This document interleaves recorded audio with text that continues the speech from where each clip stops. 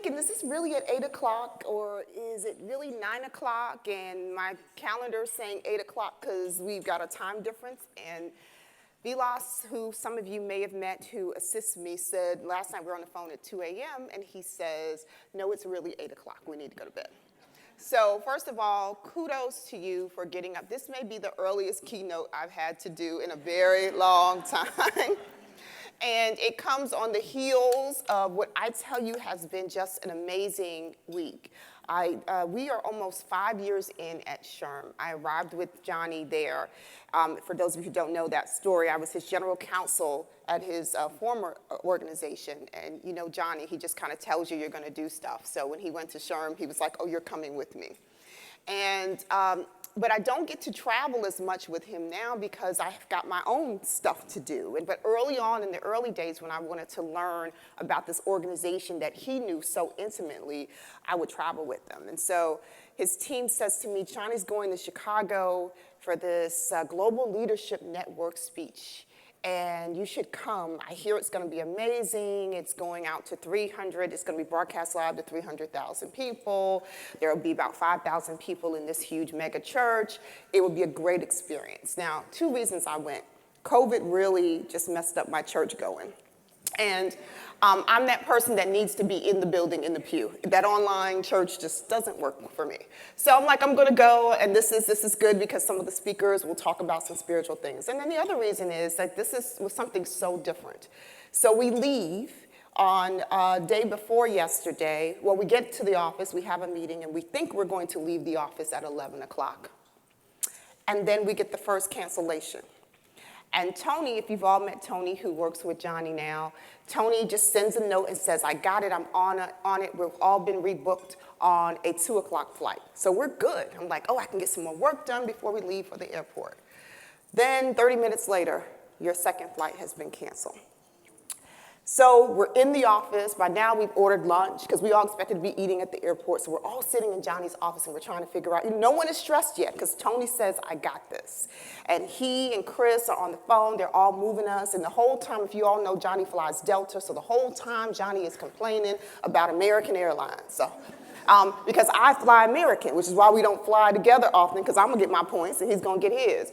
And so he's like, you're American Airlines. He's complaining the whole time, whatever. And it's not us, it's the weather in Chicago. Like, for once, this is not Americans' fault. So I gotta acknowledge it, right? So then Chris and Tony are still searching for flights. They're like, we're gonna fly out of BWI. So if you know us, you know we're a little frugal. So we say, let's just get a car from Alexandria to Union Station, then we can take the train to BWI, because the sitting in traffic will be crazy. So we order our marked tickets online, and all 4 of us get on the train with our luggage, and we get to BWI. We're sitting, we're ready to go, and my gosh, 50 minutes into our sitting there in calmness and ready to go, the next cancellation comes. Now, if those of you know, you may not know, when Johnny takes these speaking gigs, whatever he gets for the gig goes to the SHRM Foundation. So SHRM Foundation has already got their check for this. So we're sitting here trying to, once again, figure out what's going to happen. And when I tell you things work in just the most mysterious ways, Johnny gets an offer from the speaker, the organization that's hosting the event, and they say, we're going to send a plane for you.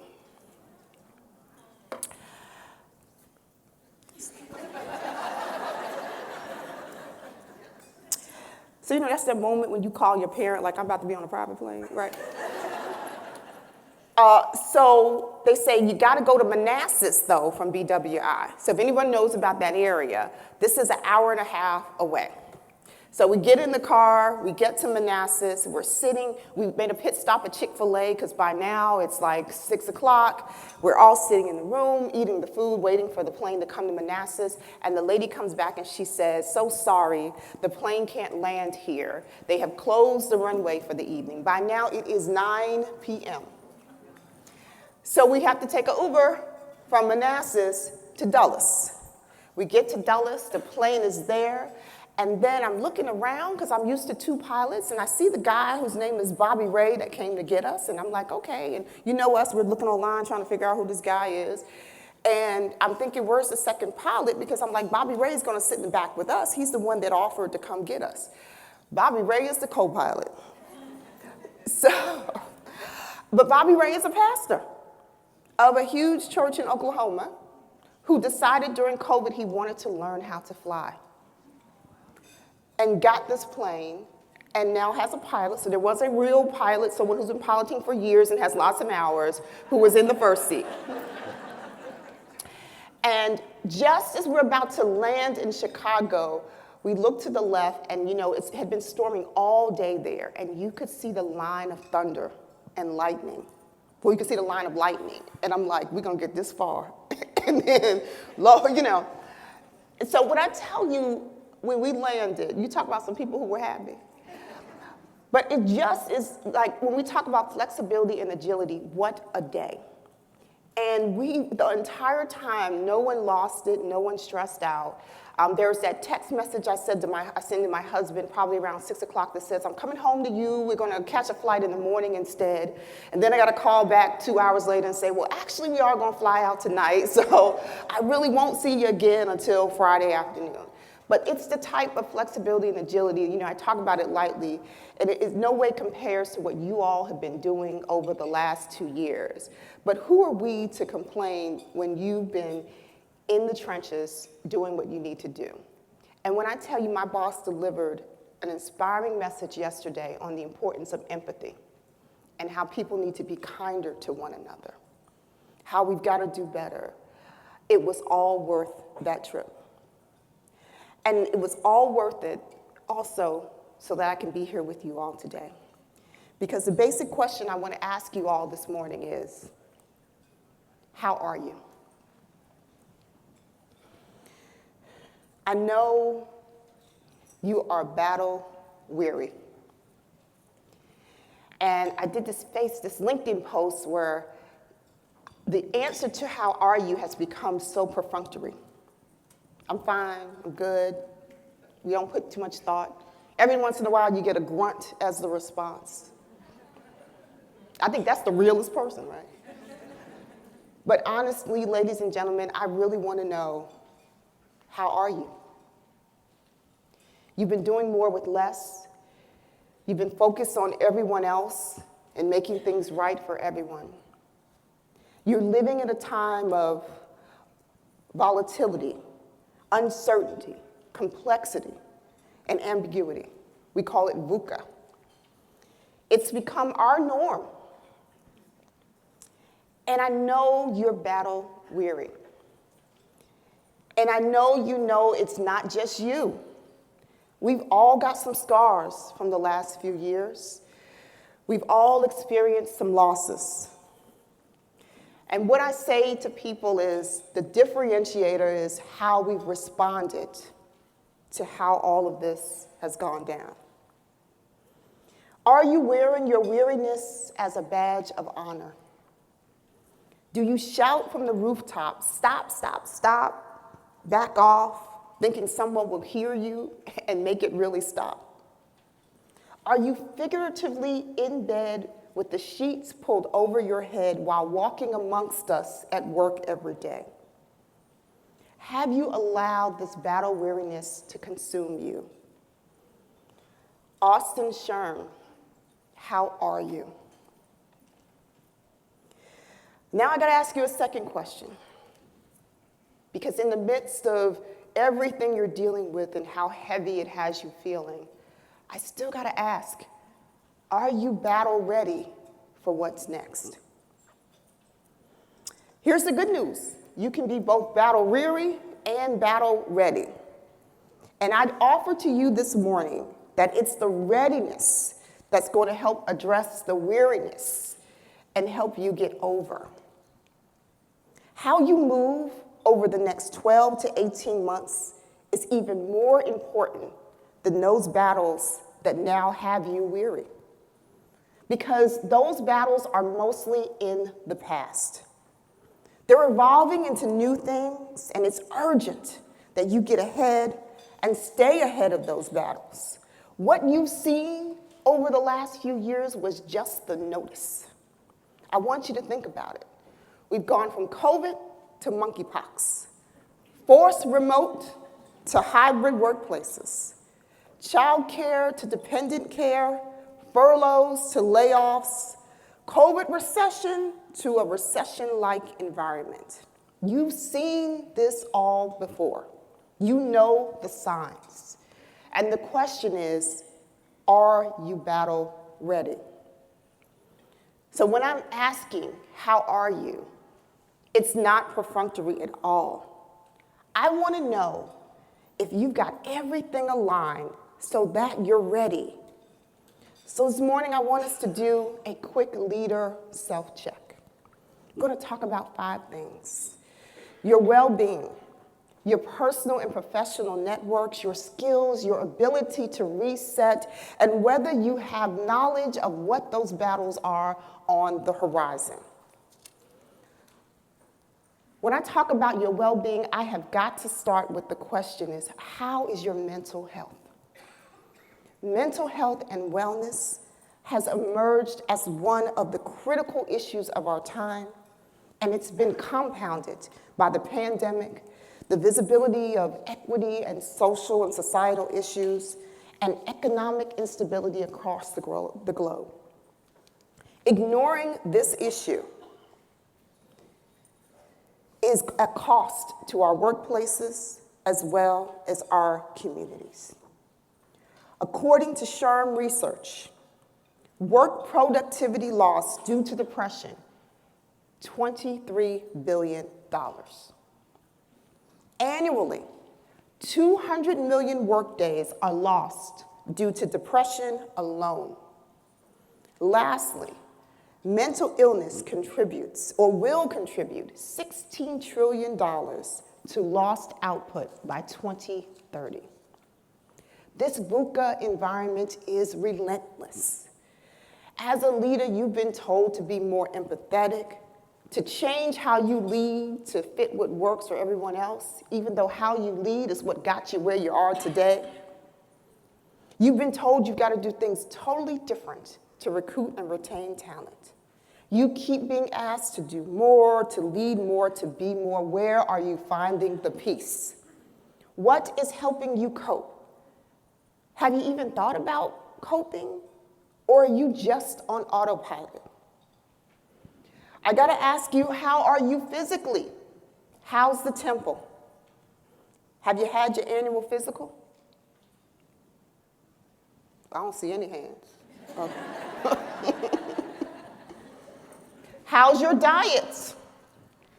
Are you exercising? Am I just too much in your business right now? Look, you gotta check in with you. You gotta give yourself the grace that you've been asked to give everyone else. And no matter how well you do your job, it doesn't matter if the temple is not being cared for. So let's take the time to do it. Get up a tad earlier so you can enjoy the dawning of a new day. I love sunrises. I'm that person that gets up and grabs my phone, and takes a picture of a sunrise. But you know why? I'm taking that moment to appreciate that I woke up this morning. Because we all know somebody didn't. How do you step away from your burdens? How do you shut out the world and do something that puts a smile on your face and an extra beat in your heart? Ironically, this month is National Wellness Month. And last month we celebrated Self-Care Day. Anybody know that? These are not Hallmark-created holidays. I haven't seen any cards for them. There is value, though, in stopping to think about self-care and wellness. I did a post on Self-Care Day where I shared my self-care activities, no judgment. I listen to music, I read romance novels, and I go on walks to boost my mood. I think people were most surprised by the romance novels, but there's a story there. In May, I joined Johnny for an event at John Deere's Top 100 Executives. He was going to be one of the speakers there. I met a woman named Dr. Sandra Dalton-Smith, and she talked about the challenge of staying well-rested in her book called Sacred Rest. She shared 7 types of rest she found lacking in the lives of those she encounters in her clinical practice and research. physical rest, mental rest, spiritual rest, emotional rest, sensory rest, social rest, creative rest. She speaks of rest as recovery, but it's more than catching disease. It's about knowing what fuels you, what feeds you, what energizes you. Prayer, walking meetings, sitting on a bench on a warm, sunny day, music. All those things energize me, and all of those things are things that I use to recover from the weariness of working in these times. Okay, you were winning. I'm going to pull your name. What rest you All need you over here, for recovery.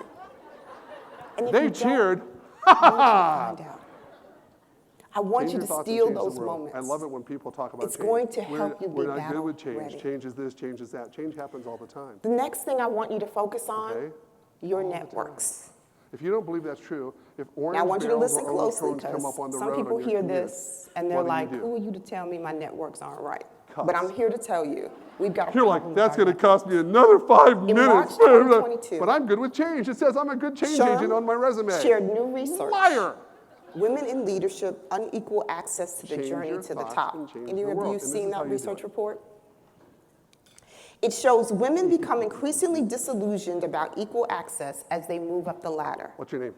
The data Lauren. pointed to there being given fewer what opportunities this for is? internal openings and to be All the older out of people the are like, that is a conversation gift or from the networks heavens. that gave them the information. Oh, your younger people, about I those don't know. What openings. is it? Is that something on Amazon? Though this research Magic reflected 8 the Ball. needs of one No, what group, it is? Best HR tool I ever. believe the issues reflected are a symptom of something Watch this. impacting the entire Lauren, workforce. gonna keep your job? Networks are dry as dust. Doesn't look good. I know we can all pontificate on why that's the case, but you all So know I did why. this, and I spoke We're to a so group of students, disconnected and from they one gave me another. this one. Everything we do Because they is said, so this one is isolating too and negative. solo. And I went, cool. The result is we have Lauren, fewer helping gonna lose hands your in our job? lives when things go awry. Chances look good. We've got fewer listening ears and shoulders to cry on. Here's what's We've really got funny. fewer I'm gonna talk to you people about in changing our your world thoughts. that can help move our On careers average, like how often pieces does a on a toddler laugh chessboard. during the day? How many And numbers? it's our fault. We've not love nurtured HR our people. personal and professional A bunch. networks, so the burden Because in to HR, get we're us like, I where get we that. want to go All the finance as people we are like, carry God, you along people on piss these me off. life choices that we make How many have times? been placed Number. on the shoulders of others, 400. like employers, our peers, 400 a the day. government, Average. everyone but us. And you're like, that's not true.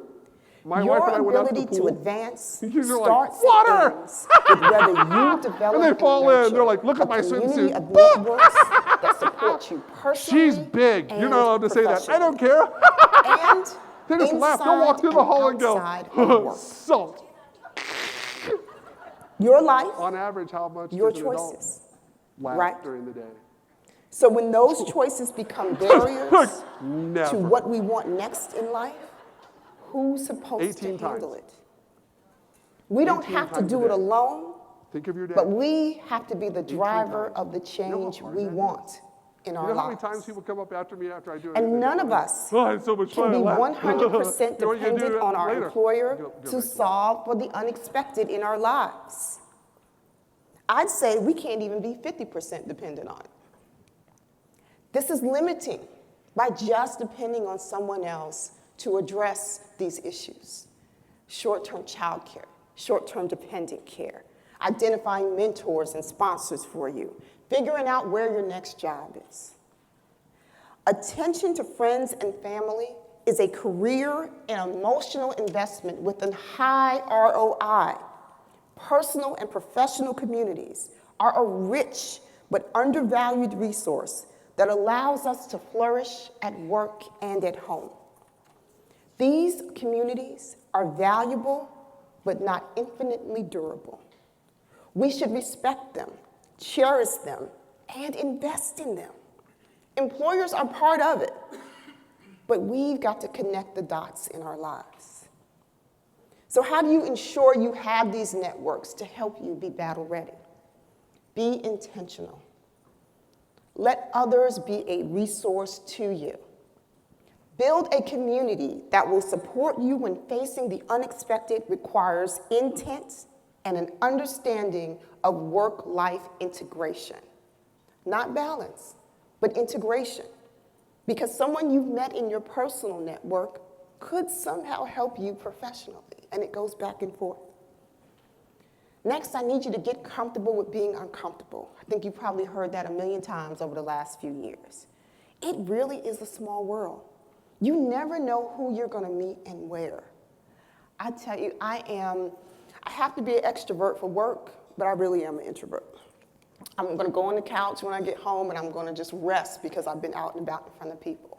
It's hard to go to those networkers and things. I've been on Capitol Hill and in state legislatures and going out and walking up to someone and telling them, I need you to hear my point of view. It's not easy work. So I know it's not easy to ask you to go out and introduce yourself to someone new, but you see people every day. And it's not just the new people, it's existing people in your life that I need you to take a second look at. Explore your communities, your family, your church, your volunteer positions, places you go, the school where you pick your kids up from. What are your needs and who has the same needs? What can you offer them and what can they offer you in times of preparation for battle and in the heat of battle? Reciprocation strengthens relationships, so asking for help is not neediness. It's a form of nurture. I'm going to ask you to reawaken those dormant relationships that have fallen by the wayside over the last few years. Where are those long-lost souls that you remember so fondly, who were always willing to help and always said, give me a call if you need something? Reconnect, not to ask for something, but because you never know if it's going to make a future battle easier for you or them. Understand, you cannot do this life alone. You cannot do your work alone.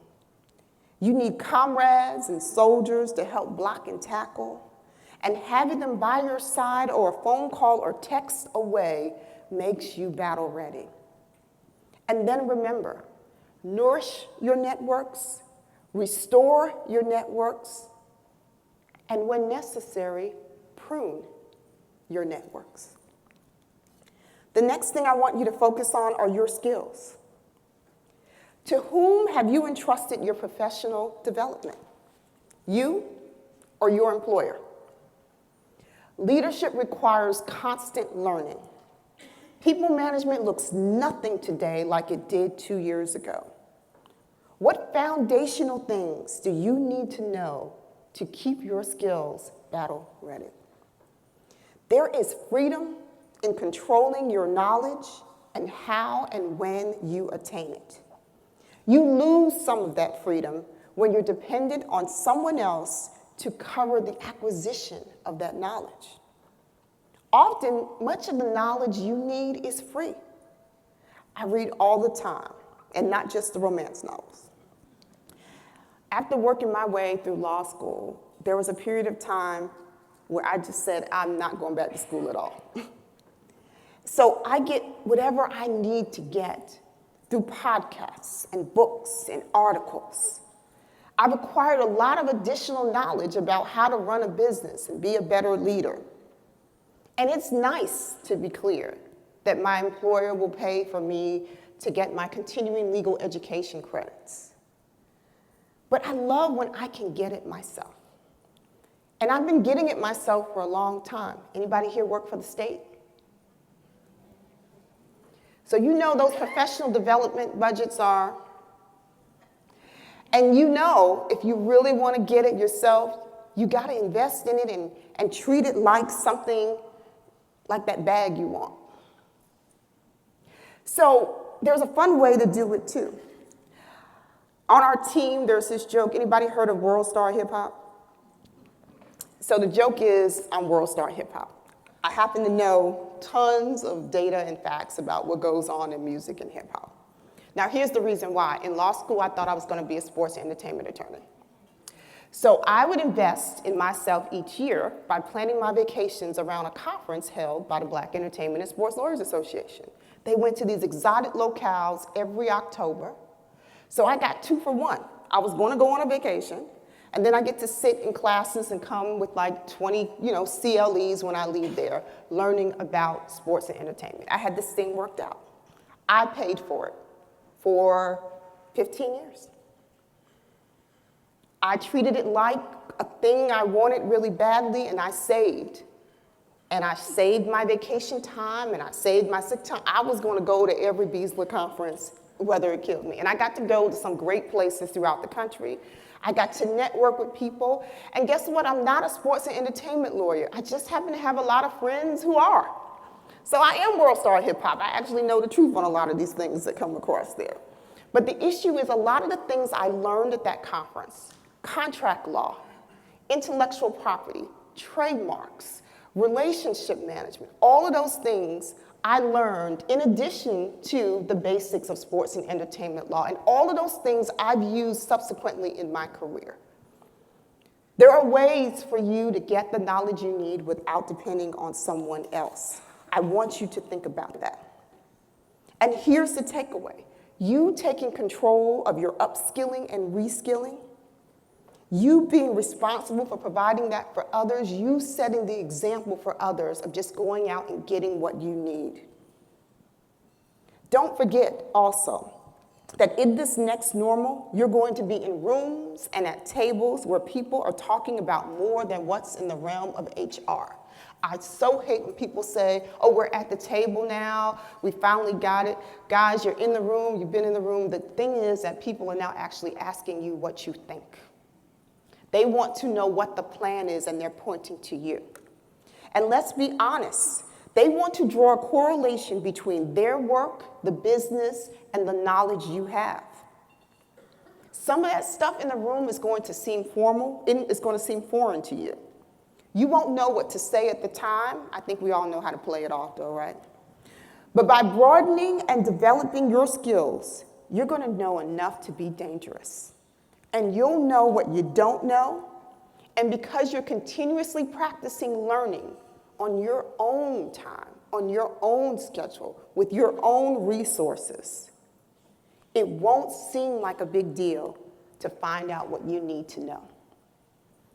Here are some tips, I think, for controlling how you gain the knowledge you need.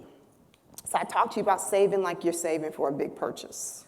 So that bag you saw at Louis Vuitton, put the price there, and then invest that same amount into your professional development. Combining with an existing expense. Is there a luxury vacation you can go on and catch a few business courses at the same time, right? Piggyback on someone else's experience. I am a perpetual +1 if you're going to a conference or an event and there's something I want to learn. Because I know I'm sneaking in the back of the room even without a name badge and I'm going to learn something, right? Consider every experience a learning opportunity. Every conversation, every person you meet has some knowledge you don't. Think of everything as a learning opportunity. And I can't act like your employer can't pay for anything. But on the front end, as people are moving into new jobs, I don't have to tell you this, negotiate it on the front end into your contract. That there's this conference I go to every year, which actually subsequently I did negotiate into a job eventually. And then I don't have time to go to the conference now, but I negotiated it in. There's this conference I want to go to every year. I want that covered by professional development dollars. Next, I want to talk about your ability to reset. Anybody read Johnny's book, Reset? Okay, I see a few, okay. I haven't gotten through it all either. But what's so funny yesterday, it was so weird. They didn't ask us for copies. We got there and it was all over the place. And he didn't mention it at all in his speech. And it was just really like, this book has really blown up. And again, it's another thing he did to raise money for the foundation. And so I'm so grateful to see them sell about 200 copies yesterday. It's a great read. People talk about it everywhere we go. But the term reset is something people are using across the board.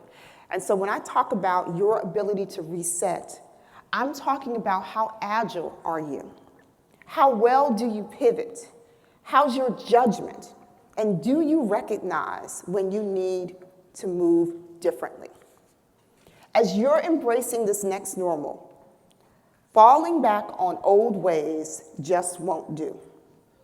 We've been talking about elevating HR for 5 years. 2020 forced an elevation, and many HR professionals were ready. In many instances, you had to throw out the old playbook while trying to maintain a work culture you worked hard to create. And guess what? Your new plays worked. So don't fall back now. You've got to be determined about this too.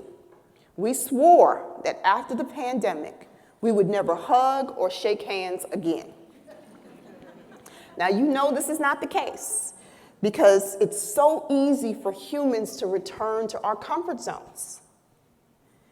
Change is so constant, we don't have the leisure of falling back into the old ways. So here are just a few basic tenets for flourishing while you're resetting. Be comfortable with the word no. So everybody, let's say it. No. I need it a little more forcefully.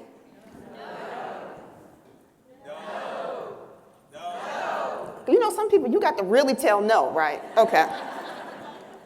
But here's 2 reasons why you got to learn how to forcefully say no. Everyone is not where you're at yet. Their experience over the last few years differed from your experience, and you know this.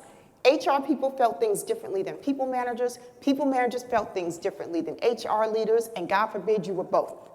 C-suite felt differently things than everyone else as well. No one experience was the same during the last few years. You learned lessons, information, and skills that others did not. You've tested those lessons and those skills, and they are getting you through the new issues as they pop up. Don't let anyone drag you backwards. Whatever it is they're asking, if it's not moving things and people forward, if it's not meeting your needs, say no. Say it nicely. Add an explanation if you want to, but get comfortable with saying, y'all are weak on this. Next, it is so easy for us to use our energy for those things that we're most comfortable with, but we may be blocking some blessings. You know those requests that come to you in the form of, hey, you did so great on this a few years ago. We'd love to have you speak on it, talk about it, do a panel about it, or otherwise help out with it. You know those conversations?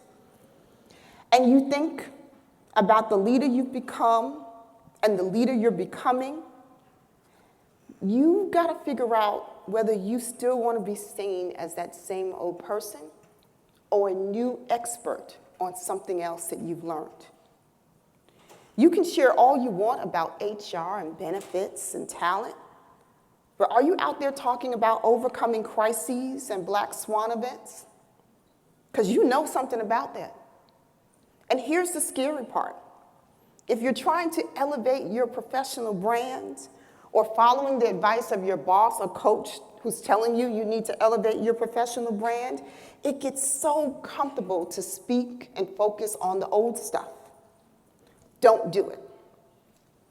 I know it's comfortable, it's so easy, but I'm a big believer that we're all meant for something greater.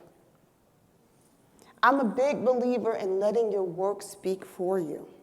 Someone is going to notice that you're good at something new, at the new issues that you're addressing, at the new things you're implementing, and they are going to make sure you are seen.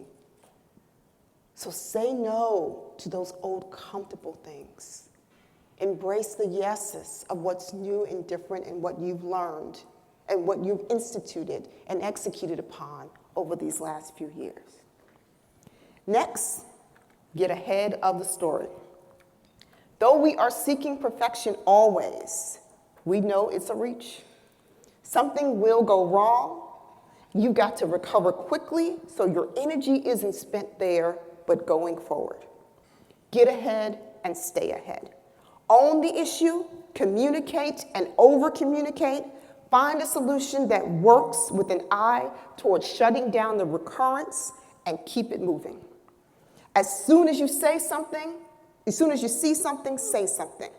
As soon as these things happen, they're in the past. Once it's happened, it's in the past. You can't keep it moving if you stay stuck on it. So I'm going to tell you something that probably half the people at SHRM don't know yet. So my assistant, when I first got to SHRM, is a woman named Tammy. She's amazing. She's been at SHRM for 23 years. She was such a blessing because she knew where everything was, where all the bodies buried, what I need to do with the board. She's amazing. She's as sweet as pie, and I have worked that woman to the bone over the last almost 5 years. And last year, Tammy said, Emily, I want to retire. And I was like, I need you another year. So in January, she said, okay, this is it. Now, if you know Johnny, you know he can talk you just about everything. So we have talked her out of retirement. And we've asked her to stay here, but in something that's a little bit less stressful than me. And you gotta know who you are. And I'm so excited for her because it's so new. It'll be her first time doing something other than an EA role, and she's going to be amazing. But with all the notice she gave me, I said, I'm gonna work this out. I'm gonna have the replacement in by annual conference. He's going to follow her around and shadow her at annual conference. There's going to be an overlap between June and September. He's going to have all the training that he needs so he can be just as great as Tammy was for me. This is going to be so easy. My coach and I planned this. Johnny and I'm good. I'm so proud. Like, I found him. I found this guy. Y'all, he didn't last 45 days.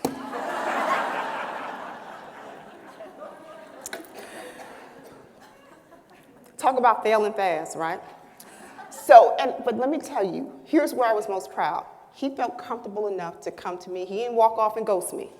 He came to me and he had this conversation and he said, this is a lot. Now, I was like, you know, you supported 5 people at Booz Allen. It's just me, right? He was like, this is a lot. And it's not where he wants to be at this point in his life. He wants to do something a little less hectic. And I had to understand that. But you know, the lawyer in me wanted to talk him and convince him otherwise. I was like, stay another month, you might like it, you know. And then I go home and I'm thinking about it, and I realized it really wasn't working for me either. That there were things I thought he would already know that he didn't, and I had people helping him out already. And then I had other team members saying, he's said like 20 times he's overwhelmed. And then I got to figure out, how do I tell my boss? Because I was so proud that I didn't let this talent issue get the best of me. I planned in advance. I found my person. I got this. We're not going to have, you know, a deficit in this role. And so I set it up that evening by calling Johnny and saying, there's something I need to talk to you about, but I need some time to work through it, and so we'll talk about it tomorrow. And if you know Johnny, the lawyer, he's going to try to get him out of you, right? But I was strong. And I thought about it that night, and I didn't have that pit in my stomach that made me think this is going to go bad. I knew there was something good going to come out of this. And so when I finally told him, we did a postmortem quickly, and we both realized we didn't listen well in the interview. We spent so much time telling him how hard the job was, how busy I stay, how I've got these 4 divisions and how I've got these teams and there's all these people you have to deal with and I've got all this board service and you got to keep this calendar. And here's the problem. Emily worked her way through law school as an EA, so I still think I know how to do the job better than you, right? All of this. And he heard it from me. He heard it from Johnny. He heard it from the other EA. So we spent so much time telling him about the job, I didn't listen to him. And Tony, Johnny's assistant who was in the meeting, Tony said, I heard him say the word overwhelmed 6 times. And Johnny was like, I didn't hear that. And I was like, I didn't hear that either. He said it 6 times. I needed to fail fast. But I also needed to get ahead of the story, which is why I took that 24 hours to sit and think about what Emily was going to do before I talked to John. And my coach said to me, did you ever think to look internally for this search? You kept thinking you were going to find what you needed outside. I looked internally, and the woman who's going to come and help me out was the EA to the former CEO at SHRM. She knows where all the bodies buried. She knows me. When I was interim CHRO, she was the EA over there. She knows me. She's a Northeasterner like me. You know, I'm a New Yorker, so you know we're direct. She's just as direct. We're going to work out just fine. But I had to get ahead of that story before I told my boss what I was going to do. I got to get ahead of that story before I make the full announcement, so you all know before everybody else knows that Zelda's going to come work for me. But I needed to reconcile, but I couldn't take too long because I still got other stuff to focus on. I still got stuff to be scheduled. So I tell that personal story to tell you that there's going to be a bump in the road. You got to grab it. You got to solve it. You got to fail fast, and you can't sit in it. You got to stay ahead of the story. All of these things that I've talked about are going to help you when you think about what's on the horizon. So now I've told you all the things that you need to get ready for these battles on the horizon. And I want to quickly tell you about a few things that you need to see around the corner. I use the term retiring talent. I'm using that term to mean more than just someone deciding, like Tammy, that they want to retire. You all, unfortunately, are going to be facing the retirement of talent because of what's going on in our current economy, on how business changes are happening, and it's going to be difficult. I understand that some of the people from Oracle in Austin were impacted by their recent announcement. We keep hearing about what's going on in the tech community. It's so funny. Everybody wanted to work there. They wanted to go to work casual. They wanted to eat there all day and have all those perks and talk about it and make money, right? And now there are lots of complaints, and you're seeing all those changes in people. There's retirement of talent. And because you're in this VUCA environment, no matter how you choose to retire your talent, someone has got something to say. I know those people at 7-Eleven. Everybody heard it happen at 7-Eleven? Oh, okay. 880 people have been retired recently. And I know they sat in a room and they said, we got this right. We're not going to do this over a Zoom call. We're not going to do this over the phone. We're going to call everyone in, and we're going to have one-on-one discussions with them. They just knew they would not get crucified. And it still happened. No matter what you do in this volatile, uncertain, complex, and ambiguous environment, someone is going to have something to say about it. It's why you got to get ahead of the story. And you got to think long-term about when you're doing these mass retirements, what is the story you want to tell? Now, what 7-Eleven should have done is talk more about the fact that they had a banner year. All they wanted to talk about was they had a banner year in 2021. They made a bunch of money. They bought 2 companies. So you bought 2 companies in 2021. What's going to happen in 2022? Redundancy. That's the story that should have gone out ahead of the story about how the 880 people were retired from 7-Eleven. This is why those skills are so important, and you've got to lean and be battle ready. People are going to come to you and say, we need to make a change, and make you the leader of it. How are you going to own that story, get ahead of it? How are you going to retire people? How are you going to retire that individual one-off?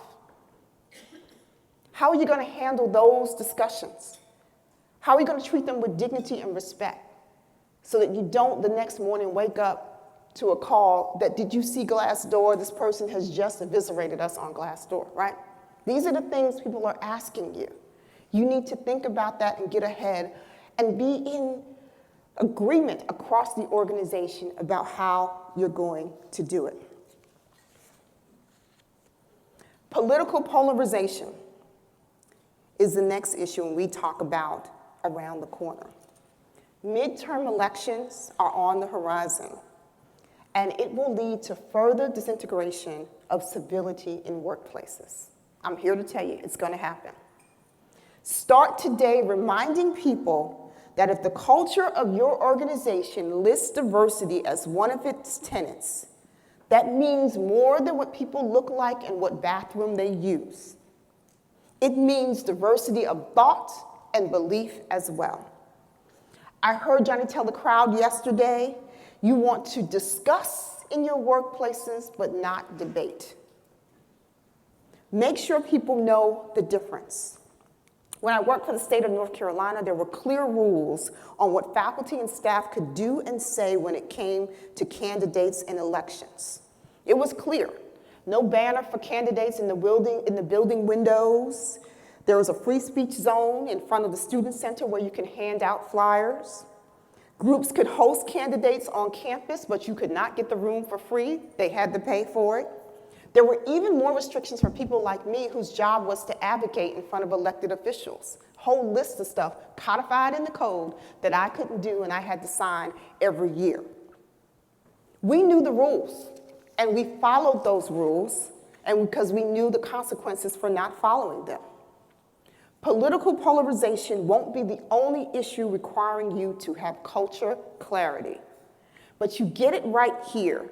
It's one less battle for later. You've got to start talking now about having civil conversations in the workplace. Everyone has a voice.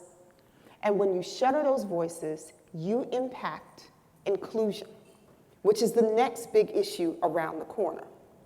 Some of you may know we changed the name of our diversity conference to inclusion a few years back when it became clear that so much of the focus on diversity was not leaving time to discuss including those people in your workplaces. We're at a point where the numbers don't even matter anymore because people are still feeling like they're not included. We've got to encourage people to lead with commonalities and not differences. Ladies and gentlemen, when you walk in a room and you want to meet someone for your new networks, do you ask them what's different? I want to find out what school you went to, where you live, where you stay, who you know, so I can meet you at a common place. That's what we've got to focus on. How do we make it a more inclusive environment? And let's be clear in your policies. Reproductive health matters to men and women. So in how you talk about it in the organization, include everyone. It impacts all of them. Being paid equitably is not just a gender issue. Everyone wants to be paid equitably. If you solve these issues with a more holistic lens, including more points of views than the traditionally affected groups, you're going to create inclusivity. But you've got to focus on that part of the DE&I. Lastly, AI. I think my time is coming, so I just want to say this. Here's an opportunity for you to get some learning in. I asked a member of my team, we're seeing tons of legislation on AI and the impact of when you hire a third-party vendor to help with recruitment and retention and other AI issues, and that treats people in a disparate manner. You've got states who are saying, not the vendor, but you are going to be held responsible. You need to get ahead of it. So that means you either learn about it by going out on your own and learning about it, asking your employer how you can learn more about it, or hiring somebody that knows a lot about it and learning from them. But guys, we've got to get ahead of this because 92% of organizations saying that they're planning to use AI or some form of AI within the next 5 years. You've got to know how it's going to impact it. This is an area where you can skill up. Sherm Austin, I am acutely aware that I spend time focusing on what you do out here while you're out here doing it. I can't tell you the sense of pride I feel about leveraging my voice and my skills to fight some of these battles for you on Capitol Hill, in state legislatures, and in rooms where we find potential partners for you. I know we can make your battles a bit easier. It is a privilege to, in some way, let you know that your work is not in vain. I know today you're here full of ideas and thoughts from all this learning that you're going to get, and you're going to get back in the office on Monday, and something is going to happen there that's going to diminish the light you're carrying from today. It's going to make it hard for you to move forward. It's going to try to push you back. But I want you to be selfish, and I want you to say, no. That's much better. The more you pour into your well-being, the more you pour into your networks and skills, The more you get rest and learn how to pivot, the better you'll be able to lead in the next normal. Thank you so much. It's been an honor to be here with you this morning.